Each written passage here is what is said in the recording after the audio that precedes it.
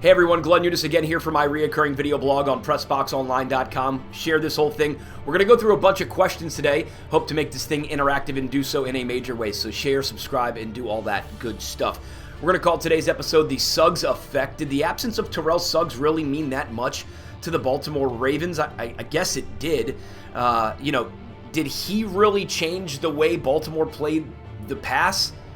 Did he do it that much? The pass rush makes a huge difference. We know that. We know what it does to the back line. We understand it, right? So it changes everything. But was week 1 against the Broncos that dominant of a performance that the step back in week 2 versus the Raiders would be so apparent? I don't think so. Was Sunday a sign of a young team without Haloti and Suggs et al? Maybe it was, and what's that young sign mean? Was it the emotional letdown on defense without their leader? Maybe. I say doubtful.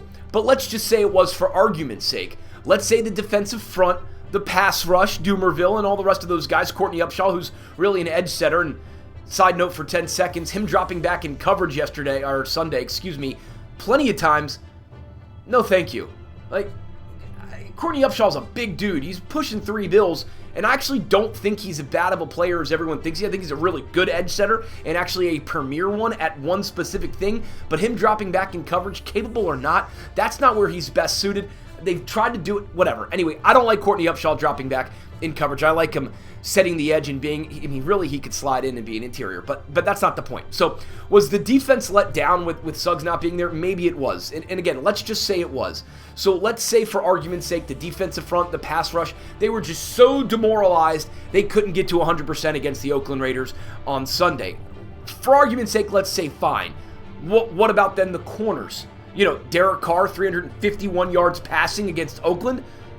So I'm not sure, if it wasn't the actual ability of Suggs not being in there, if it was just the mental aspect of the front, does the guys in the back, do the guys in the secondary miss Suggs so much that they can't even get their minds right, that they can't even be at 100%? Does Terrell Suggs 55 really mean that much to the Ravens D mentally, emotionally? Maybe it does.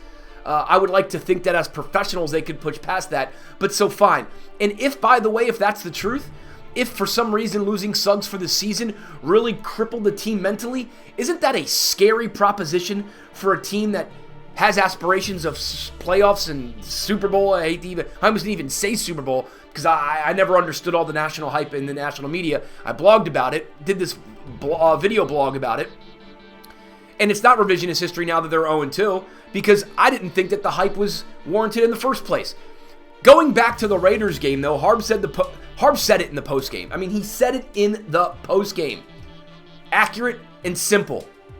He said it all. They got out-coached. They got outplayed. And while that is some coach speak, it's the truth. He even said it. The Raiders kept the Ravens off balance all day.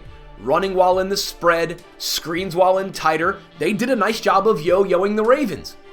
And by the way, from my boy, shout out to my buddy Brad Schwartz, the 3-man rush on third down isn't yielding results. Time to change that. Now, on to the 0-2 piece. History says 88% chance you are not making the postseason.